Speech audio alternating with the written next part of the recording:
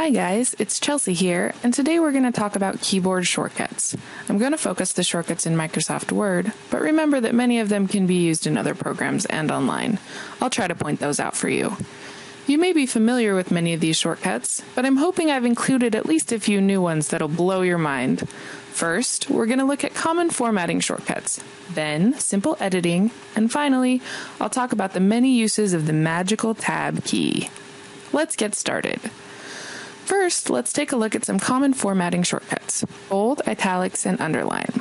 These are some of the easiest shortcuts to remember because the keys you use match the first letters in their names. To make selected text bold, press Ctrl and B. To italicize, press Ctrl and I. To underline, as I'm sure you've guessed, you press Ctrl and U. Remember, these formatting shortcuts can be used in many other applications like PowerPoint, WordPress, and Blogger. Now let's move on to some editing shortcuts. Today I'm going to review the shortcuts for cut, paste, copy, undo, and redo. In our example, if you wanted to move the second sentence in front of the first, cut and paste are great options. Select the text you want to cut, press Ctrl and X at the same time, and your text disappears. Then, move your cursor to where you want to paste the text and press Ctrl and V to paste. If you want to copy a sentence, say because you love shortcuts so much you just have to say it twice, you select the text and press Ctrl and C. Again, use the shortcut Ctrl and V to paste the text you've copied. If you then decide that maybe repeating the same sentence twice is going a bit overboard, you can use the undo shortcut. Press Ctrl and Z at the same time to undo your last action. Voila, our duplicate sentence disappears. If you want to redo what you just undid, press Ctrl and Y and the sentence reappears. Got it? Great. Now let's check out my favorite key on the whole keyboard, the Tab key.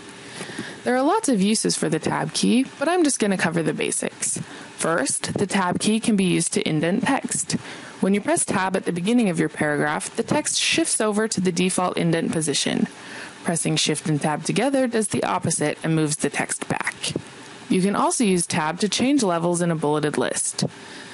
Say you decide that an item belongs in the lower level of the list, you just have to press Tab and it moves down one level. If you press Shift and Tab together, the text moves back up one level. The Tab key is also great for working in tables. Pressing Tab will move you to the next cell in the table, and Shift Tab will move you to the previous cell.